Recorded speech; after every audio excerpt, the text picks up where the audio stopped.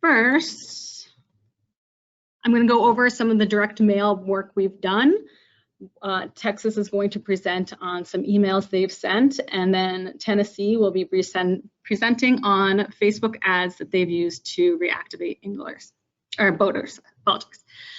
But before I jump into that, I wanted to share this information from a 2020 report from NMMA. As you can see, new boat sales reached an all-time high in 2020, and there were also about 100,000 people who bought their first boat for the very first time. So as those boat sales continue to increase, it's becoming more important than ever to remind people to register their boats to help state fish and wildlife agencies increase funding for conservation. We should also work to retain them before we need to reactivate them. But if we do need to reactivate them, if they lapse on their registration, we have a few ways to bring them back to the water. We started the boat registration reactivation program and partnering with states to help bring boaters back to the water in 2012. And we've continued it every year since. So we work with state agencies to send a direct mail letter to people who have lapsed on their registration for over a year. Earlier in 2021, we worked with 17 state agency partners to send letters out. Here are examples of the front 2 pages of the letters we send out. If the state wants, they can also give us fishing license information so that we send a more targeted fishing-focused letter to boaters who also have a fishing license. You can see an example of this on this is the left picture. Those without a fishing license, we send a more generalized boating letter like the one on the right side.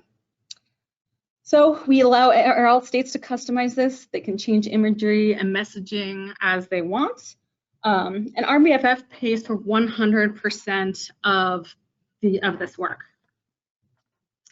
So the 2020 results from the campaign are in, and we've had another successful year. The program has seen high revenue every year. This year, there are over 39,000 boats re-registered as a result of these letters that we sent out, which saw $1.49 million in gross program registration fees. That again, all goes back to the state as RBFF pays for 100% of this project. Since 2012, this program has successfully brought,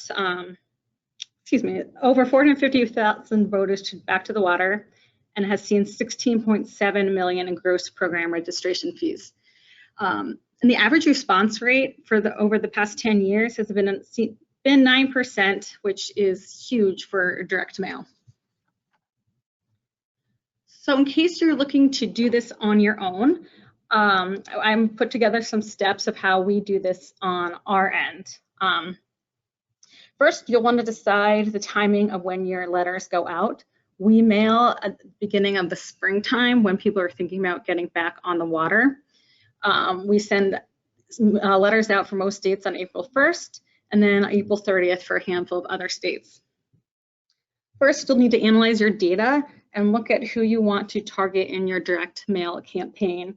As you know, we target people who have lapsed in the registration for over a year. You'll then need to create, I apologize, this is on an auto advance, so give me a second to help fix that. All right, so you'll want to create your direct mail piece. I work with each state every year to see if their letter needs updating. The fees might change, you might need a new decal, more new information to collect. And I also highly recommend a second set of eyes on the letter, as these are very detailed. It's a really good idea to have several people on your team look at it to make sure it's correct. You'll want to pull a list of customers. We work with Southwick Associates who get this data from the states and clean it up to pull a list of people who are due to renew. We also work with a company called InfoLink. They look at the list and run it across their database to see if any of these boats have been registered in another state. And if so, we remove those from the list. It also all goes through the National Change of Address database with the US Post Office. You'll print your letters. We work with a group called AMSIV to create and customize the letters. They take the data, print the letters, and mail them out. On your end, on the state agency's end, you'll process the registrations as they come in. After 6 weeks, we work with Southwick Associates again to gather the data and evaluate who has registered as a result from receiving the direct mail piece. And then we ask state agencies to update your database again. We work with the post office to get a spreadsheet of information if the mail piece came back, so that then you can use that to update your database with a new address, or if the person has moved. Now, it's a fairly simple, straightforward process to do a direct mail campaign, but I want to provide you with some tips that I've learned over the years. As I just mentioned, keep that database updated on an ongoing basis. It'll make it much easier and quicker to pull your target audience when you're ready to mail. You'll want to try to personalize your letters. These reactivation letters we send out has the person's vote information and renewal information, which really helps make it get noticed in the mail. If you can, you'll want to try different messaging to different target audiences. As I mentioned before, we send a fishing-focused letter to those boat owners who have a fishing license. You'll also see this image is a picture that Kansas used to target audiences in different geographic areas. They used 4 different maps that were printed on the letters based on the recipient's area zip code, so that people could find new places to boat. Just like in an email, you'll want to make sure there is a clear call to action, not have it be too wordy. I highly recommend creating partnerships internally and externally. We've learned that often a lot of state agencies, that boating data lives at the DMV, the Department of Motor Vehicles. So you might want to connect with them, get to know them, to make sure, or to see if they can help you with this, as they will need to help with the data and the processing. Send follow-up communications if you can. Also, if possible, try to pool the mail list as close to the mail date as possible, as you will have some people register between pooling the list and actually mailing. And again, keep the messaging short, try different messaging, see what works best. So this past year, we also saw success with other methods to reach Lapse voters involving emails and Facebook ads. So I'll now turn it over to Julie Arnaud, Program Manager with the Boat Tiling, Registration, and Marine Licensing, and Carly Montez, Marketing Program Manager with Texas Parks and Wildlife Department, to share information on follow-up emails they sent. Thank you so much, Joanne. Yeah. This is Julie Arnaud with the Texas Parks and Wildlife Department. And Joanne, do you have the PowerPoint to go ahead and share with everybody? Perfect.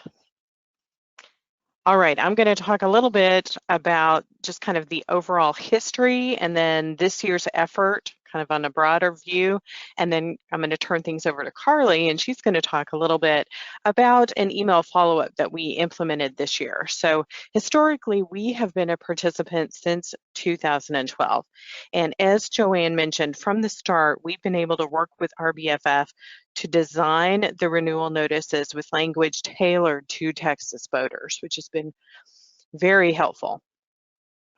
As program changes have occurred over the years, we can also go back and easily incorporate those working with RBFF as needed. So historically, an average, just kind of looking at some of the numbers, we've mailed, or RBFF, I should say, has mailed about 80,000, 81,000 notices to Texas residents. Of those, a little over 7,000 have returned those registration notices each year, with an overall response rate of a little over 9%, which kind of goes into that 9% that Joanne mentioned earlier. If we're looking at the increase in response as a result of this particular effort, the lift has been about 4.8%.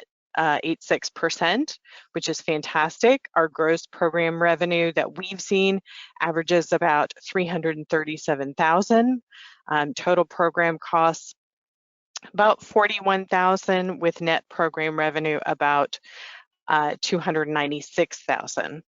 Our gross revenue based on lift, that's an additional $171,000 annually that we're averaging, and net revenue, that's about $130,000. Our return on investment, 315%. It's fantastic. If we could go ahead and go on and talk about this year's effort, the effort for 2021, and go on to the next slide. Perfect. Oh, a little bit too far. If we could back up just one. So we did have Joanne had pointed out the notices that are sent out, and you can see the difference. The notices that went to Texas residents, again, customized for us with our logo and our decal, so that residents can recognize that as being both from RBFF and from the Parks and Wildlife Department. And then if we can go on to the next slide, we can talk about the boat registration reactivation program results for this year. So notices are mailed on April 1st. If we could go on to the next slide.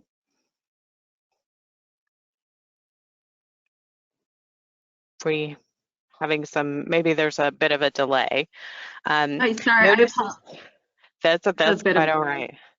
That's quite all right. I'll just talk a little bit about it.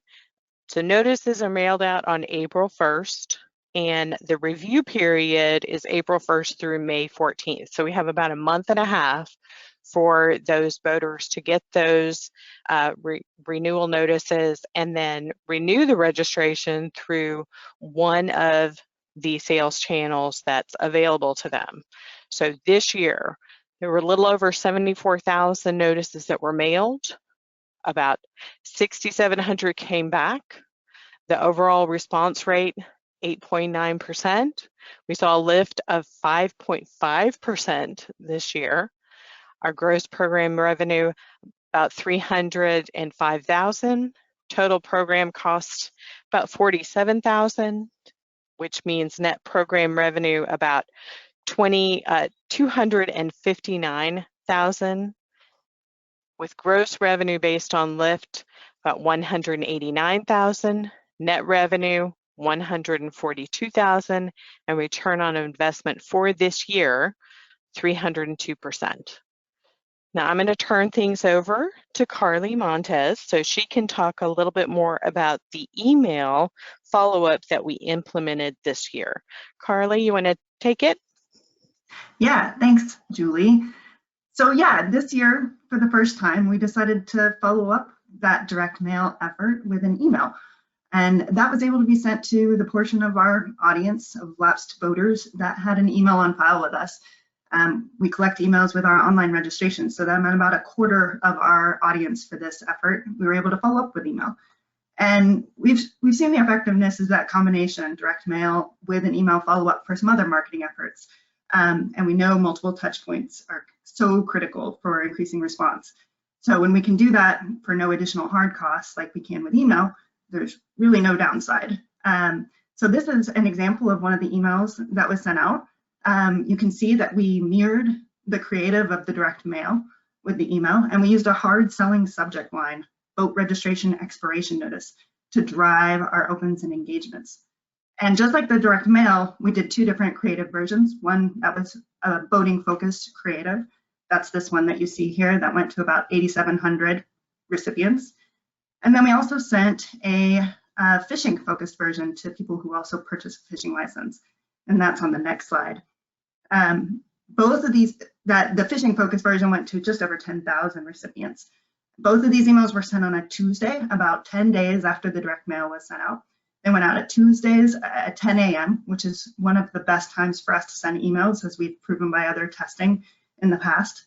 And our call to action on these emails focused on driving people to renew their registration immediately online with that big blue Renew Online button. But we also referenced the mail they received from us to make a connection to that direct mail beyond just the creative. And we were able to customize these emails and personalize them just like the direct mail was, using macros in our emails to add registration information such as the make, model, renewal fee. So they know that this is legitimate and we're talking to them, and it looks very much like the direct mail. So next, we were able to see right away the emails performed well based on just our basic email metrics that we were looking at, our open rates, our click rates, and our unsubscribes. In every area, they performed well above industry average for those sorts of things. But of course, the most important metric is conversion to purchase. So we worked with RBFF and Southwick to look at that. And as Julie already shared, you can go on to the next slide. The overall financial impact of this effort was really great for us. Just looking at that net revenue based on lift, we generated more than 4,000 additional registrations and more than 141,000 in additional revenue. And so that's based on lift over a control group that received no communication for us. So that means that these are sales that would not have happened without this marketing effort. This is above and beyond, and we didn't even have to bear those costs because RBFF is supporting this effort. So very successful for us and something we're really pleased with. And of course, we wanted to look at how these different treatment types performed. So that was the next analysis that we went, which is on the next slide. And so we looked at each treatment type, whether they received just a direct mail from us or whether they received the direct mail plus email. And what we saw is that both were effective in increasing renewal rates and generating additional registrations. The group that received just direct mail from us had an 8.7% response rate, which was 5.28 percentage points higher than our control group. This treatment group was our largest group of people because we have mailing addresses on file for everybody. So that generated most of our net revenue, just under 100,000.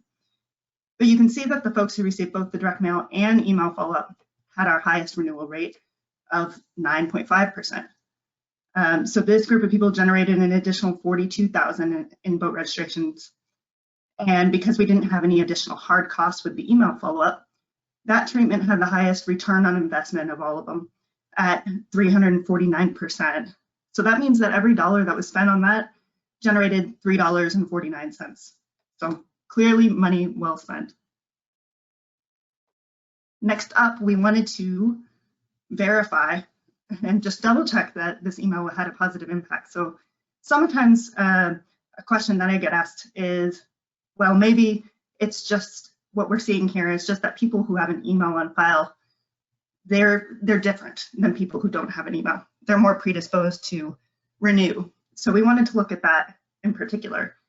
So Southwick ran this additional analysis for us that compared just the boat owners in our treatment group that had email on file. So of the people who received only direct mail from us and no email, just over 2,000 of them did have an email on file, but we didn't send them anything. So in this analysis, that group became our control. And then we can compare it to the people who received the direct mail plus the email follow-up. And we saw again that that combination of direct mail plus email had a higher renewal rate. So we can definitively say that email made an impact on the response rate. It wasn't just that people with emails on file are predisposed to respond better to marketing efforts or something like that. So what's next for us in Texas? We plan to continue participating in the program in 2022. And we plan to continue with that direct mail plus email follow-up. We also see some opportunities here to continue to optimize our responses even more with more email testing, additional email reminder or reminders. We just sent one this year. What if we sent 2? What if we sent 3? What if we did A/B testing on our creative, tested different subject lines or timing, different call to actions? We think with email, where it doesn't cost more to do those different types of creative testing, that we could really make sure we are optimizing our results as much as possible. So we're looking forward to continuing on, and that's all from Texas. Thanks for letting us share about our efforts. Back to you, Joanne. Thank you so much, both Julie and Carly. Definitely really appreciate those insights. That's the first time we've had a targeted email after we've sent those letters. So it definitely was great to see that there was a lift and it was worthwhile doing.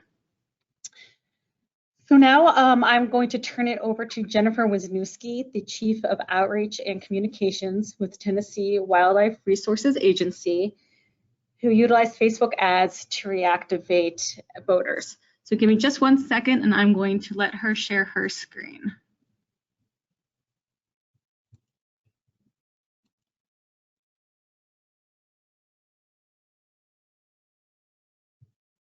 Hi, everybody.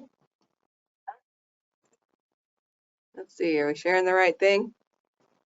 Yep, we can see you. Okay, great. See the, yep. Presentation? Yep. Great. All right, technology. It's always working in our favor, right? Okay, so let's talk about the Lapse voting campaign. So we've always been fans of the postcard program, but we wanted to see if we could get something a little different going, because sometimes, historically for us anyway, the gap in when we pull that list of lapsed voters to when that mail goes out, a lot of the people that get sent that mailer have already renewed their boat registration. So, and a lot of people have sold their boat, and so on and so forth. So lots of action gets taken. So we wanted to see if there was something that was a shorter window of time that we could affect purchasing behavior. And I just kind of wondered, do people really forget to register their boat? I mean, like, I think about it like a car. Like, I remember to register my car every year. So it's kind of like an experiment of, well, are people really forgetting to register their boat? Are we going to really make a lift with this? So it's been an interesting little experiment that we did. So with Facebook, you can target certain individuals for inclusion for lists of folks. And since we have that data of information for people that are lapsed or boat registrations that are lapsed, why not do that? So that's what we did. We piloted a social media ad campaign during this past spring to bring back lapsed boater registrations. As opposed to doing the postcard, we just did social media ads. And that's in addition to the emails that go out around boat expiring, which gets sent before a boat expires, and then a month after, 60 days after, and then a year after if they still haven't renewed. So this is on top of our consistent emailing. And so what we're going to do is we're going to serve Facebook ads to lapsed boater registration customers on file, and that process involves matching the name, email, and address to a Facebook account. So our match rate for that is typically between 60 and 70%.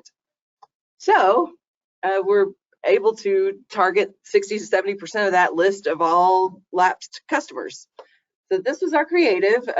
We kind of thought that there were two different ad groups here, right? There's the person with the old boat that maybe hadn't put it back in the water in a while. So we had both versions there. You see, put your boat back in the water or leave your worries on land.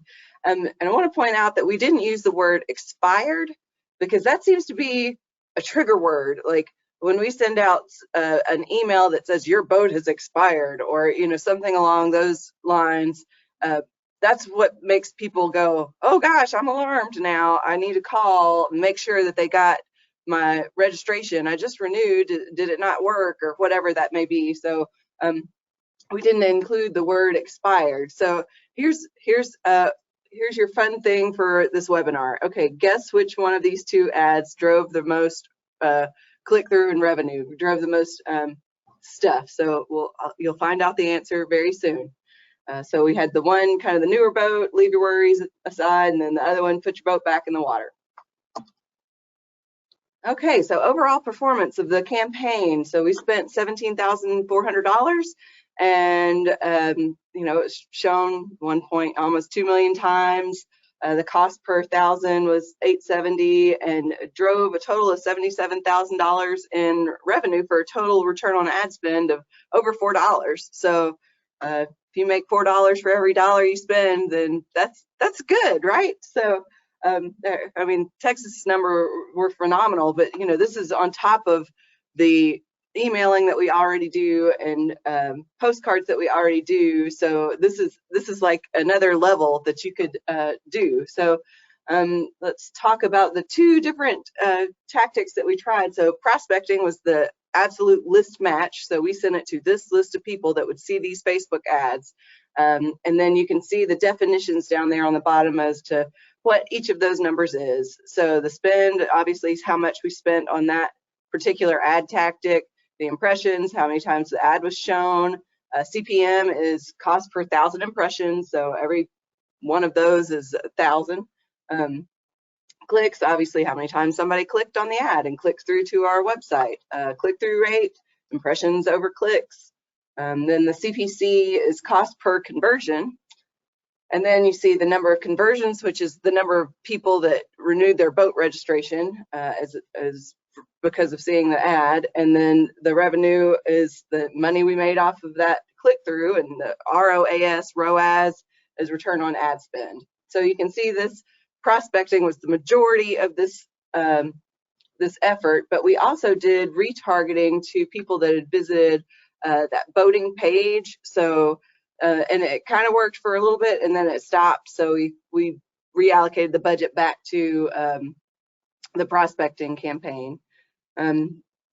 So overall, return on ad spend is solid. If you're making $4 on that, I think it proved me wrong. People don't always remember to renew or register their boats when it's maybe sitting in the yard or whatever. So targeting the list of Lapse boat owners in your database is a very effective way to generate revenue. And changes midstream, we had to readjust the budget and reallocate those funds, and people either converted right away or weren't going to. So it was one of those things that if we showed them the ad and they saw it a couple of times and they didn't convert, like that they sold the boat, maybe they weren't going to convert. So a lot of extra impressions didn't make it more likely to click through.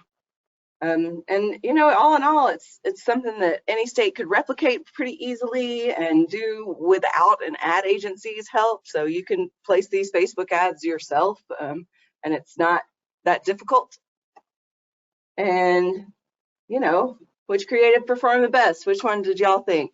So I thought the put your boat back in the water would perform better, and they pretty much perform the same as in the way of return on ad spend, but leave your worries on land performed just a little bit better. So all in all, good things to know about if you're going to try to do this. You need at least 2,000 people in your list for Facebook matching. And of course, not all Lapse voters are in the test group are guaranteed to see the ad. People have to be on Facebook to see these ads. And then the strategy tested really well, and it proved me wrong. I really didn't think that there was going to be a whole bunch of extra people click through and renew a boat registration based on a Facebook ad, but they did. And then again, Facebook's match rate is 60 to 70%. So Facebook matches best with at least email address at a minimum. So if you can't do all three, email, name, and address, then you need at least the email address. And we use pixel-based tracking to track all of this revenue. And we chose not to respond to comments on the Facebook ads. It was just not necessary for us, and there wasn't a lot of comments anyway, and there was no additional staff time needed to do any of this campaign work. So that's it. You should try Facebook ads for Lapse boats. Who knew? All right.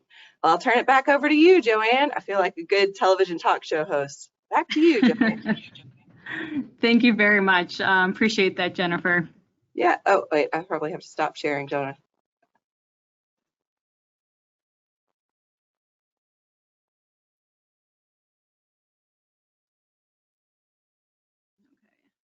All right. Thank you very much, Jennifer. So that brings us to discuss some changes for 2022 in our reactivation program. So if you can't do this mailing on your own, we'd love to partner with your state agency to send this mailing for you and help bring boaters back to the water. New for 2022 is the direct mail piece has been updated. So you can see this one being shown here is the boating focused letter. It has less words, less ways for the call to action to get lost. We point people to renew their registration online or in the mail or in person. Just like before, these are all completely customizable. The images can be swapped out, the messages can be swapped out to meet your state agency needs. As I mentioned earlier, we work with Southwick, InfoLink, and ANSIV to create this mailing, but also RBFF covers 100% of this mailing. So 100% of the revenue goes directly to your state agency. So there's really nothing to lose by working with us to send this direct mail campaign. This is an example of the fishing focused letter. So as you can see, there's a bit more info on the back, including a calendar of when and where to go for specific species. I mentioned earlier that Kansas includes a map on their letter, so the map takes the place of this fishing calendar. So it is very customizable and we can make changes as you need. So due to the success that we've seen with email and Facebook from Texas and Tennessee, we are looking to include these communications options into our program to increase voting in your state. So we want to help you with these efforts. We will continue to do the direct mail, but we are also looking to add in emails and or social media, just like Texas and Tennessee did. One of the best benefits of these tactics is that it really encourages voters to renew online. We know for some states, the boat registration data, I mentioned before, is with the Department of Motor Vehicles, so it can be difficult at times to partner with them on a project like this. But we think it would be easier to partner with them on emails and or social media ads to be able to capitalize on that push for online registrations, and also the fact that the DMV would not have to share their data with an outside party if you all can work directly with the DMV on these ads. But we do need your help and feedback to learn more about your interest in participating in sending direct mail letters, emails, and or social media. So we put together a quick survey that we would love for you to take to gauge your interest in whether or not you want to participate in these communications. If your state currently partners with us with direct mail letters, please still go ahead and fill out the survey so we can see how many of you are interested in these other communications. So we'll put the survey link in the chat box after we go through questions and answers. And we're also going to send it through an email once the webinar recording is online. So please be on the lookout for this, and please take the survey as soon as possible so we can get in touch with you about increasing participation in voting and registrations. So I want to thank you all very much for joining us, and thank you Carly, Julie, and Jennifer for all of your work on not only the efforts but presenting today. We'll take any questions now.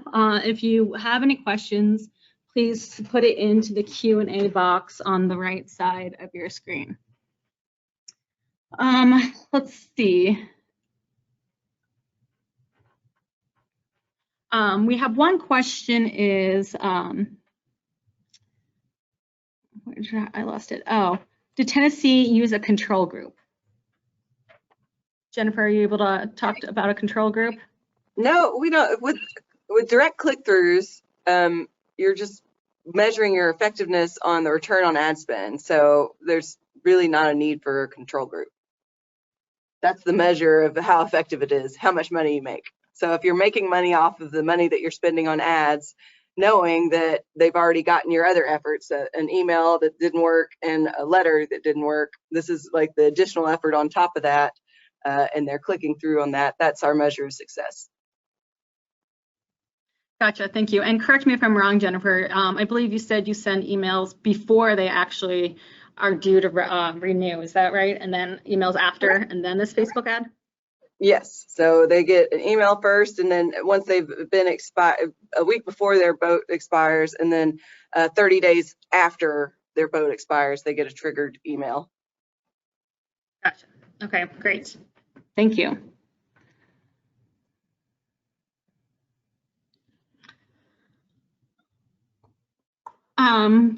Lee, stemming from that question, we have a comment that if you don't use a control group, you don't know if they would have bought anyway, regardless of the Facebook ad.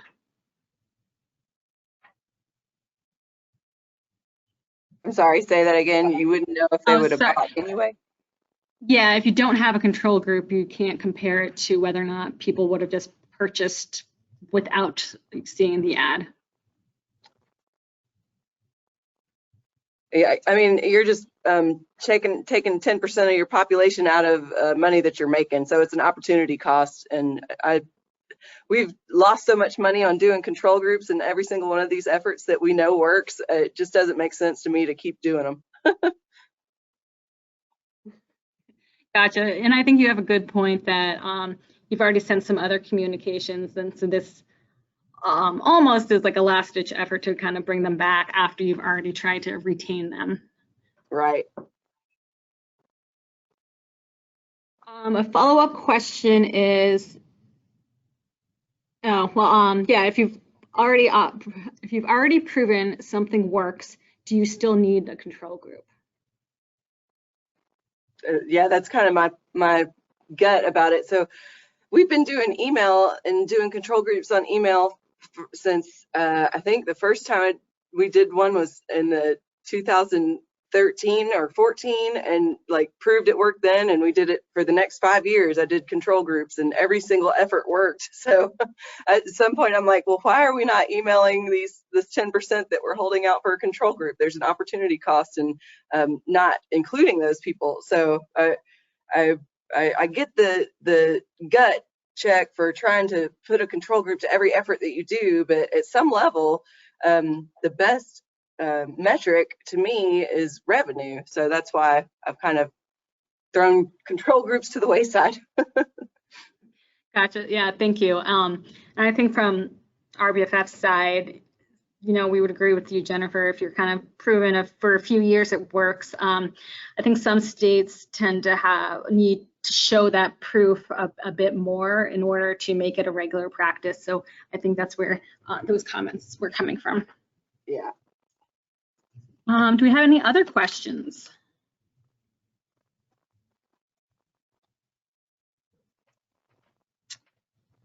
But I'll leave it for another minute, but I will just want to say, in case I didn't fully explain it very well, we are looking to continue direct mail and add on emails or Facebook ads. So your state doesn't have to do all three, you could just do one. But before we can kind of determine the scope of this, that's why we need your feedback on the survey. So we will be emailing that out. It should be in the chat box as well. If you have any questions, all of our emails are on the screen, so please don't hesitate to reach out. And also please take this feedback survey on today's webinar.